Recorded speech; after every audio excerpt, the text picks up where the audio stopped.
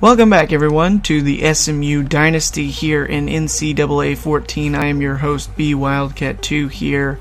We have a bye week in week 8. If you were not with us last week or have not seen the video yet, you should probably pause this video, go pull up episode 7 in another tab or another window, however you may watch it, and catch up real quick, because we have an update on our recruiting this week, especially since we have a couple of bye weeks in a row.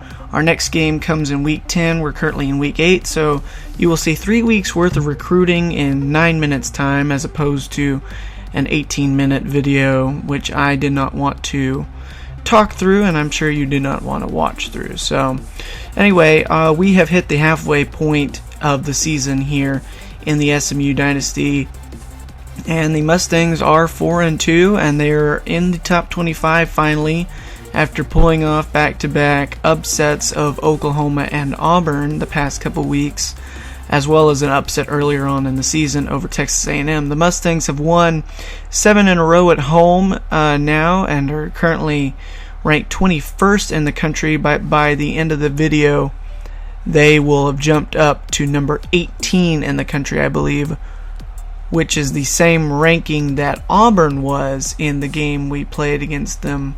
Or no, they were in the top 10 actually. That's the same rank they were.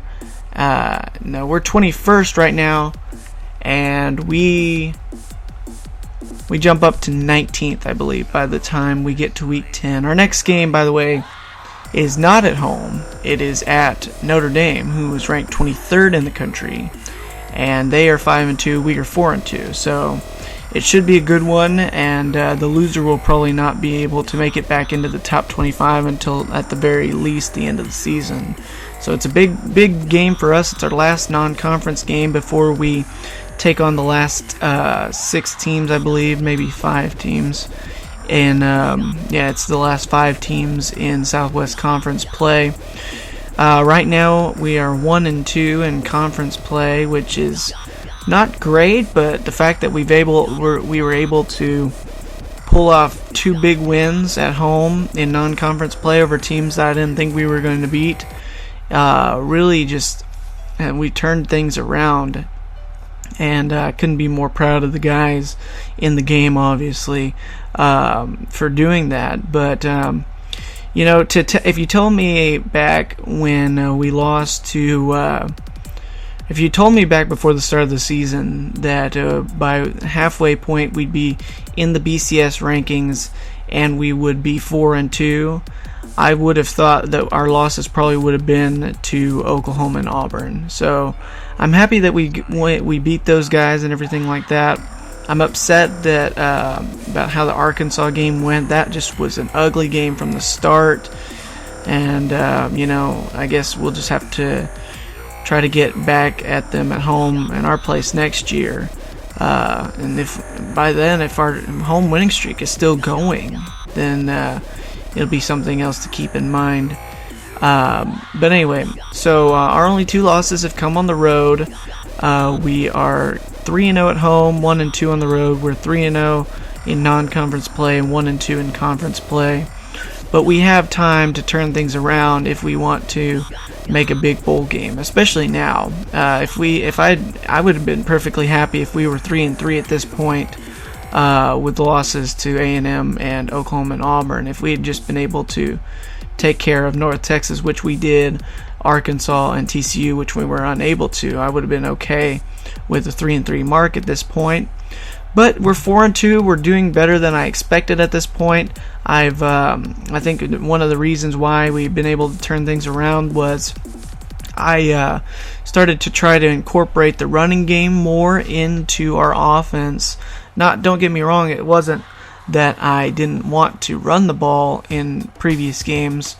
I just was not running quite as many running plays, and when you get to be so far down in a game, where like in the Arkansas game, for instance, or something's not going right, you can't get anything going, and you just get frustrated and you don't stick with it in the running attack. So I think that also played a big part as to why we were able to pull up these upsets, because frankly I did not expect to be able to hang in with the top 10 teams in the country, or even top 20 if you go back to the A&M game. And our defense has done a great job. I mean, you look at the scores, 43-29 and 42-28 the past couple of games. You know, that's still really good for our squad compared to we gave up 52, I think, to Arkansas. We gave up 29 to TCU. We gave up 45, I think, to A&M, even though we won that game. So our defense has really turned things around since early on in the season.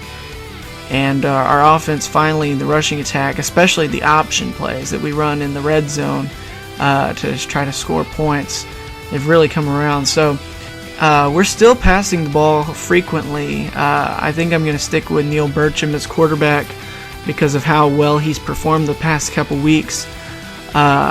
I think we're going to stick with Neil Burcham and have Connor Preston in case of injury to Burcham or whatever.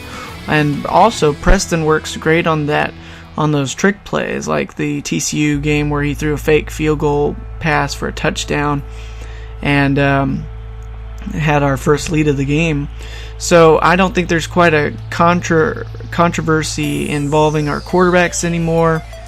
We're just going to stick with Neil Burcham. Why change something if it's working? You know, the old if it ain't broke, don't fix it mantra. So yeah, that pretty much summarizes my feelings towards how we've done so far.